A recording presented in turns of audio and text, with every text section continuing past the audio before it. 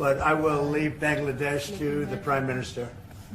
ബംഗ്ലാദേശിന്റെ ഭരണകൂടത്തെ അട്ടിമറിച്ചതിന്റെ പുറകില് ഡീപ് സ്റ്റേറ്റിന്റെ പങ്കിനെ കുറിച്ചുള്ള മാധ്യമപ്രവർത്തകരുടെ ചോദ്യത്തിന് മറുപടിയായിട്ട് ട്രംപ് പറഞ്ഞ് അവസാനിപ്പിച്ചത് ബംഗ്ലാദേശിന്റെ കാര്യം ഇനി PM മോദി നോക്കിക്കൊള്ളും, ഞാൻ അദ്ദേഹത്തിന് വിടുകയാണെന്നാണ്.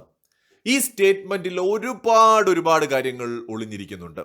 അതായത് ഈ ഡീപ് സ്റ്റേറ്റിന്റെ ഇൻവോൾവ്മെന്റ് ബംഗ്ലാദേശിൽ ഉണ്ടാകുന്നതിന് മുമ്പ് ഇന്ത്യയുടെ ബംഗ്ലാദേശിലെ സ്വാധീനത്തെക്കുറിച്ച് ലോകത്തിന് നന്നായിട്ടറിയാം.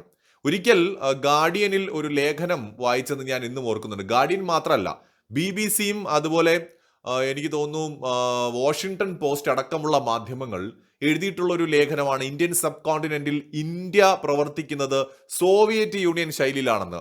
അതായത് ഇന്ത്യൻ സബ് കോണ്ടിനെന്റിൽ വരുന്ന രാജ്യങ്ങളെ ഇന്ത്യ കൈപ്പിടിയിൽ ഒതുക്കിയിരിക്കുകയാണ്. അത് ഭൂട്ടാൻ ആണെങ്കിലും നേപ്പാൾ ആണെങ്കിലും അത് ബംഗ്ലാദേശ് ആണെങ്കിലും ശ്രീലങ്ക ആണെങ്കിലും ഇന്ത്യയുടെ കൈപ്പിടിയിലാണെന്നും ഈ രാജ്യങ്ങൾ ഇന്ത്യ പറയുന്നതിനപ്പുറം ചലിക്കുന്നില്ല, ഇത് ജനാധിപത്യത്തിന് ഭീഷണിയാണ് എന്നൊക്കെ പറഞ്ഞുകൊണ്ട് 2014-16 കാലയളവിൽ നിരവധി ലേഖനങ്ങൾ അന്താരാഷ്ട്ര മാധ്യമങ്ങളിൽ വന്നിട്ടുണ്ട്. അപ്പോൾ ഇന്ത്യൻ സബ് കോണ്ടിനെന്റിലെ ഏറ്റവും വലിയ രാജ്യമെന്ന നിലയിലും ഒരു ഏഷ്യൻ പവർ എന്ന നിലയിലും ഇന്ത്യയുടെ ഈ രാജ്യങ്ങളിലെ സ്വാധീനം എല്ലാവർക്കും അറിയാം. എന്നാൽ ഇലക്ഷനിൽ നരേന്ദ്രമോദി ജയിച്ചതിന് പിന്നാലെ ഡീപ് സ്റ്റേറ്റ് എന്ത് ചെയ്തു എന്ന് വെച്ചാൽ ബംഗ്ലാദേശിൽ വലിയൊരു അട്ടിമറിക്ക് ശ്രമിക്കുകയും അവിടെ ഉണ്ടായിരുന്ന മത തീവ്രവാദികളെ അടക്കം ഇളക്കി വിട്ടുകൊണ്ട് ബംഗ്ലാദേശിലെ ഭരണത്തെ അട്ടിമറിച്ച് ഷേഖ് ഹസീനയെ പുറത്താക്കുന്നു, അധികാരം ഒരു താൽക്കാലിക സർക്കാരിലേക്ക് കൊണ്ടുവരുന്നു. ആ പാവ സർക്കാരിനെ മുന്നിൽ നിർത്തിക്കൊണ്ട് ഡീപ് സ്റ്റേറ്റ് കാര്യങ്ങൾ ചലിപ്പിക്കുന്നു. എന്നാൽ ഇപ്പോൾ അമേരിക്കയിൽ ഭരണമാറ്റം ഉണ്ടായിരിക്കുകയാണ്. ട്രംപ് അധികാരത്തിൽ വന്നതോടുകൂടി ഡീപ് സ്റ്റേറ്റിന്റെ കളികൾ നടക്കാത്തൊരു സ്ഥിതി വന്നു. ഇപ്പോൾ ട്രംപ് പറഞ്ഞിരിക്കുന്നത് ബംഗ്ലാദേശിന്റെ കാര്യം ഇനി നരേന്ദ്രമോദി അല്ലെങ്കിൽ പ്രൈം മിനിസ്റ്റർ മോദിക്ക് ഞാൻ വിടുകയാണെന്നാണ്. അതിന്റെ അർത്ഥം എന്ന് പറയുന്നത് ഇനി US ഇൻവോൾവ്മെന്റ് ബംഗ്ലാദേശിൽ ഉണ്ടാവില്ല. പകരം ഇന്ത്യക്ക് ബംഗ്ലാദേശ് വിഷയത്തെ എങ്ങനെ വേണോ കൈകാര്യം ചെയ്യാം, ഇന്ത്യയുടെ ഇഷ്ടത്തിന് വിട്ടിരിക്കുകയാണ്. അതായത് അമേരിക്കയുടെ ഭാഗത്ത് നിന്ന് യൂനിസ് സർക്കാരിന് ഒരു പിന്തുണയും ഇനി പ്രതീക്ഷിക്കാൻ കഴിയില്ല. അതായത് നരേന്ദ്രമോദിക്ക് ബംഗ്ലാദേശിലെ കാര്യങ്ങൾ തീരുമാനിക്കാം, അമേരിക്കയുടെ ഇടപെടൽ ഉണ്ടാവില്ല. ഒരു ഫ്രീ ഹാൻഡ് നരേന്ദ്രമോദിക്ക് കിട്ടിയിരിക്കുകയാണ്. സോ ഇത് വളരെ വലിയൊരു നേട്ടമാണ്. മോദിയുടെ ഈ യാത്രയിലെ വളരെ പ്രധാനപ്പെട്ട നേട്ടങ്ങളിൽ ഒന്നായിട്ടാണ് ഇതിനെ നമ്മൾ കാണേണ്ടത്. കാരണം ബംഗ്ലാദേശ് ഇന്ത്യക്ക് വലിയ തലവേദന സൃഷ്ടിക്കാൻ കഴിയുന്ന ഒരു രാജ്യമാണ്. അത് ആ രാജ്യത്തിന്റെ ഭൂമിശാസ്ത്രപരമായ കിടപ്പ് കൊണ്ടാണ്.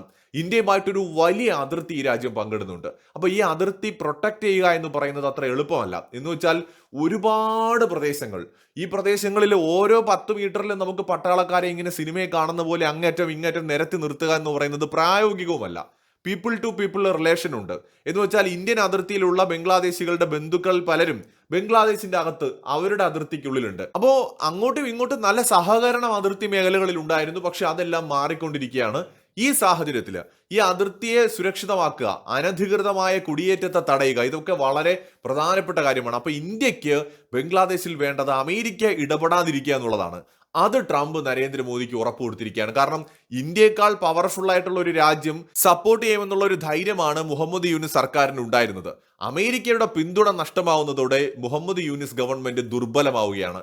പാകിസ്ഥാന്റെയോ തുർക്കിയുടെയോ സഹായം കൊണ്ടോ സപ്പോർട്ട് കൊണ്ടോ ഒരിക്കലും ബംഗ്ലാദേശിലെ ഇടക്കാല സർക്കാരിന് ഇന്ത്യക്കെതിരെ പിടിച്ചു നിൽക്കാൻ പറ്റില്ല.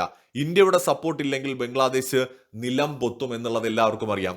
ഇത് കൃത്യമായ സൂചനയാണ്. നമ്മളെ കുറച്ച് നാളുകൾക്ക് മുമ്പ് ചില അപ്ഡേറ്റുകൾ തന്ന കൂട്ടത്തിൽ പറഞ്ഞിരുന്നു നമ്മുടെ ഷേഖ് ഹസീന തിരിച്ചു വരാൻ തയ്യാറെടുക്കുകയാണെന്നുള്ളത്. തീർച്ചയായിട്ടും അതിനുള്ള സാധ്യതകൾ തെളിയുകയാണ്. എന്ന് വെച്ചാൽ ബംഗ്ലാദേശിൽ ഒരു ഇലക്ഷൻ ചിലപ്പോൾ നടക്കാൻ സാധ്യതയുണ്ട്. ഇല്ലെങ്കിൽ എല്ലാവരെയും ഞെട്ടിച്ചുകൊണ്ട് അതില്ലാതെ തന്നെ ഷേഖ് ഹസീന വീണ്ടും അധികാരത്തിലേക്ക് പോലും എത്താൻ സാധ്യത കാണുന്നുണ്ട്. മുഹമ്മദ് യൂനിസ് ആരോഗ്യ കാരണങ്ങളാൽ രാജ്യം വിടും. അദ്ദേഹം പലപ്പോഴായിട്ട് പോകാൻ തയ്യാറെടുത്തതാണ്. പക്ഷെ അദ്ദേഹത്തിനെ അവിടെ പിടിച്ചു നിർത്തുന്നത് പാകിസ്ഥാന്റെയും തുർക്കിയുടെയും സപ്പോർട്ടാണ്. ഒരു പക്ഷേ അമേരിക്ക സപ്പോർട്ട് ചെയ്താലോ എന്ന പ്രതീക്ഷയാണ്. എന്തായാലും ആ പ്രതീക്ഷ ഇനി മുഹമ്മദ് യൂനിസിന് ഉണ്ടാവില്ല. തുർക്കിയും പാകിസ്ഥാനും ഒക്കെ സപ്പോർട്ട് ചെയ്താൽ തന്നെ ഒരു പരിധിയിൽ കൂടുതൽ ബംഗ്ലാദേശ് ഇടക്കാല സർക്കാരിന് പിടിച്ചു നിൽക്കാൻ പറ്റില്ല. കാരണം US ഒരു സപ്പോർട്ട് ഉള്ളത് കൊണ്ടാണ് ഈ ബംഗ്ലാദേശ് മിലിറ്ററി പോലും യൂനിസിന്റെ കൊള്ളരുതായ്മയ്ക്ക് കൂട്ടുനിന്നത്. എന്നാൽ കാര്യങ്ങൾ മാറിയിരിക്കുകയാണ്. US ഇപ്പോൾ പതിയെ ഇന്ത്യക്കൊപ്പം മാറിയിരിക്കുകയാണ്. കാരണം അവിടെ ഭരണകൂടം മാറിയത് കൊണ്ട് തന്നെ അവരുടെ സപ്പോർട്ട് ഇന്ത്യക്കൊപ്പമാണ്. ഇനി മോദിക്ക് തീരുമാനിക്കാം ബംഗ്ലാദേശിന്റെ കാര്യങ്ങൾ. വളരെ ഇൻട്രസ്റ്റിംഗ് ആയിട്ടുള്ള ഒരു സ്റ്റേറ്റ്മെന്റ് ആണ് നമ്മുടെ ട്രംപിന്റെ ഭാഗത്ത് നിന്ന് വന്നത്. മറ്റൊരു വീഡിയോയുമായി വീണ്ടും കാണാം.